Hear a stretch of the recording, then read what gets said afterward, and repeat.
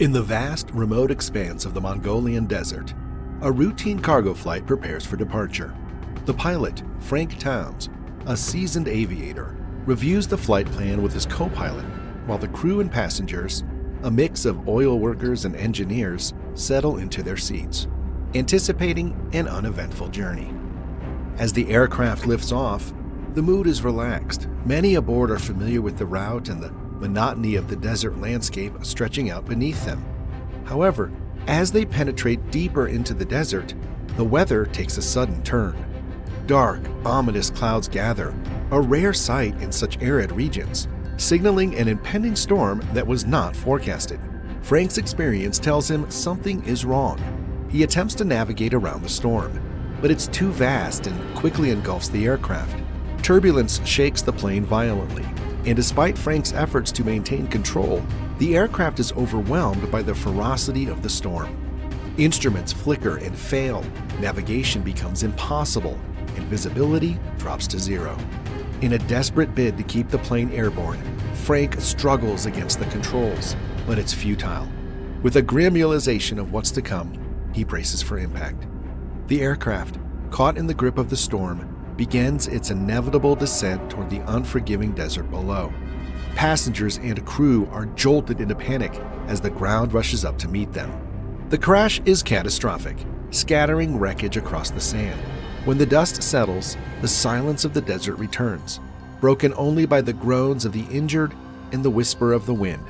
The survivors, dazed and disoriented, begin to grasp the severity of their situation, stranded in the middle of a desert, with no hope of rescue in sight. In the wake of the crash, the survivors slowly gather amidst the scattered debris of the downed aircraft. Frank, though shaken, takes charge, assessing the condition of his passengers and the extent of their injuries. The desert's harsh environment poses an immediate threat, with daytime temperatures soaring and nights bringing bitter cold. Finding shelter is their first priority. Utilizing parts of the aircraft's wreckage, the group constructs a makeshift shelter. The fuselage offers some protection from the elements, and they manage to salvage blankets and some seats to use for insulation against the cold desert night. Frank's co-pilot, who has some medical training, administers first aid, treating burns and lacerations with a limited supply of medical kits from the plane. Water and food become the next critical concern. The aircraft's emergency supplies include some water rations, but they are painfully aware that these will not last long in the desert heat. A couple of the oil workers, experienced in survival tactics, propose a plan to ration the supplies strictly while they explore nearby areas in search of an additional water source. As the reality of their situation sinks in, the group organizes a meeting to discuss their options. They are too far from civilization to hope for accidental rescue. If they are going to survive, they must attract attention. They agree to use some of the remaining flares from the aircraft's emergency kit, but they know this is a long shot. With a plan in place, they set about establishing a daily routine, assigning tasks such as maintaining the shelter, monitoring water and food supplies, and keeping a lookout for any signs of rescue. Despite the dire circumstances, a sense of camaraderie begins to form among the survivors, their shared ordeal binding them together in their struggle to survive. As the days turn into weeks, the initial camaraderie that bound the survivors begins to fray under the strain of their dire circumstances. With no rescue in sight and resources dwindling, tensions escalate, revealing cracks in the group's unity. Frank, who has assumed a leadership role, faces criticism from some of the younger crew members, who question his decisions and propose more aggressive measures to signal for help. They argue for dismantling more of the aircraft to create a larger signal fire, a risky endeavor that could deplete their already scarce resources. Frank insists on a more cautious approach, leading to heated debates and a split within the group. Meanwhile, one of the engineers, Elliot, struggles with the psychological toll of their situation. He becomes withdrawn, spending long hours staring out across the desert, plagued by thoughts of his family back home. His growing despondence worries Marina, a geologist who has taken it upon herself to monitor the emotional well-being of her fellow survivors. She attempts to engage Elliot in tasks to keep his mind occupied, but his mood continues to darken. As the group's situation becomes more desperate, the issue of food rationing leads to further discord. Some survivors are caught hoarding food, leading to a fierce confrontation that nearly turns violent. The incident forces Frank to implement stricter rationing measures and assign oversight roles, which only adds to the sense of mistrust among the group. Amid these tensions, a surprising relationship forms between Frank and Aisha, one of the flight attendants. Their shared optimism and efforts to maintain morale create a bond that provides a counterbalance to the growing unrest. Their budding friendship is viewed with mixed emotions by the others, with some seeing it as a sign of hope, while others perceive favoritism. The stress of their survival situation is exacerbated by a mysterious illness that begins to afflict several members of the group. With limited medical supplies and no professional medical personnel among them, Marina steps up to tend the sick, but her lack of medical training limits what she can do. The new crisis tests the group's resolve and unity even further, pushing them to the brink of collapse. As the group grapples with illness and dwindling supplies, Elliot, the previously withdrawn engineer, steps forward with a plan that captures everyone's attention. His idea, born from both desperation and a flash of inspiration, is to rebuild the wrecked aircraft into a new vehicle, a land rover they could use to escape the desert. Initially, Elliot's proposal is met with skepticism. The task seems insurmountable given their limited resources and the deteriorating condition of the aircraft's remains. However, Elliot has been quietly assessing the wreckage and believes that enough functional parts can be salvaged to construct a basic, motorized vehicle. His technical expertise and detailed plan gradually sway the group, igniting a spark of hope amidst the despair. Frank, recognizing the potential in Elliot's idea and the need to unify the group around a common goal, throws his support behind the project. He organizes the survivors into teams, each responsible for different aspects of the construction: mechanics, bodywork, navigation, and security from potential threats. The project begins with a renewed sense of purpose, but it is not without its challenges. The physical toll of manual labor in the harsh desert conditions is grueling, and not all the survivors are physically fit enough to contribute effectively. Disagreements over how to prioritize their remaining resources, whether for survival or the construction project, lead to further debates. Despite these hurdles, the act of working towards something tangible brings a measure of relief and a distraction from their dire circumstances. Marina, alongside Aisha, takes on the role of morale officers, keeping spirits high and mediating conflicts that arise. As the vehicle starts to take shape, Elliot's leadership and engineering skills come to the forefront, earning him respect and gratitude from the group. The survivors begin to see him in a new light, not just as a quiet loner, but as a visionary who might lead them to safety. However, just as the vehicle nears completion, a severe sandstorm threatens to undo all their hard work.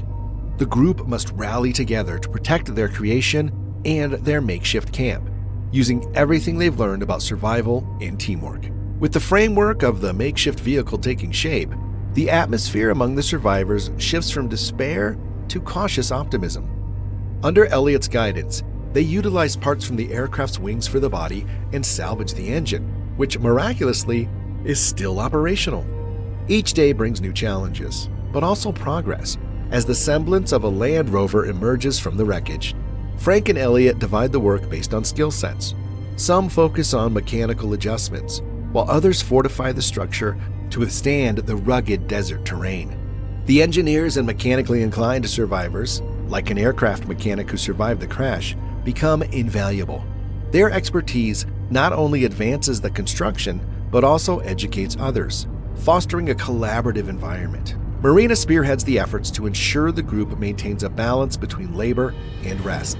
Mindful of the physical toll the harsh environment takes on everyone, she organizes shifts and insists on regular breaks, despite the urgency to complete the vehicle.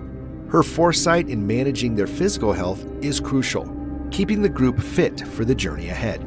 As the vehicle nears completion, the group conducts tests on its functionality. Initial trials are disheartening. Problems with the transmission and steering present serious setbacks.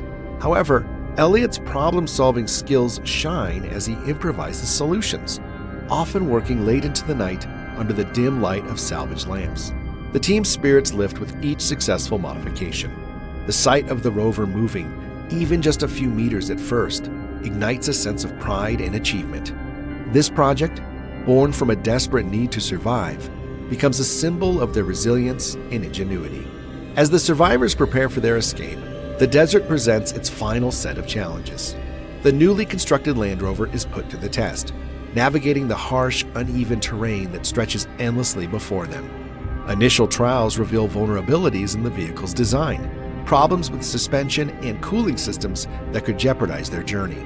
Elliot and the team work feverishly to address these issues, improvising with the limited materials at their disposal. They reinforce the undercarriage with salvaged metal to protect against the sharp rocks and retrofit an additional cooling mechanism to prevent the engine from overheating. Despite the relentless sun and dwindling supplies, their determination does not wane. Meanwhile, Frank organizes scouting missions to map out a feasible route.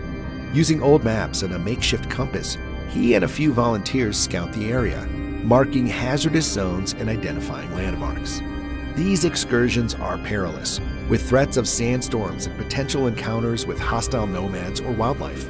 Each return is a relief, but also brings valuable information that adjusts their escape plan.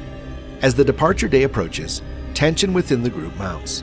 The physical and emotional strain of their ordeal begins to manifest. Small disputes flare up, driven by stress and fear of the unknown. Marina steps in, mediating conflicts and reminding everyone of their common goal.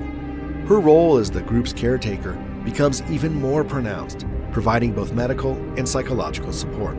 The night before their planned departure, a massive sandstorm hits. The survivors hunker down, protecting themselves and their vehicle from the punishing sand and wind. The storm tests their resilience and the integrity of their rover. When morning comes and the storm subsides, they find the rover mostly intact, a testament to their meticulous preparation and teamwork. Emboldened by their survival through the night and the rover's resilience, the group makes final preparations.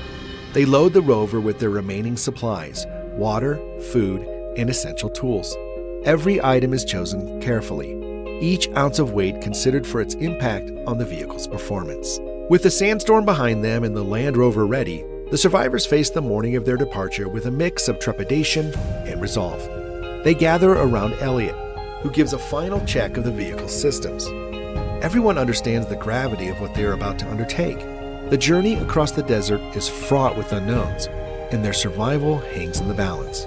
As they set off, the rover initially handles well, its wheels biting into the sandy terrain with surprising efficacy. The group feels a collective surge of hope as miles begin to pass without an incident. Frank navigates using landmarks they had scouted earlier, and for a moment, it seems as though their daring plan might just succeed. However, the desert is unforgiving. As they near what they believe to be the halfway point, the rover begins to falter. The engine, stressed from the continuous strain, starts to overheat, a critical issue they had feared. The group is forced to stop to allow it to cool, turning a tense journey into a precarious delay. During this unexpected stop, they encounter another challenge.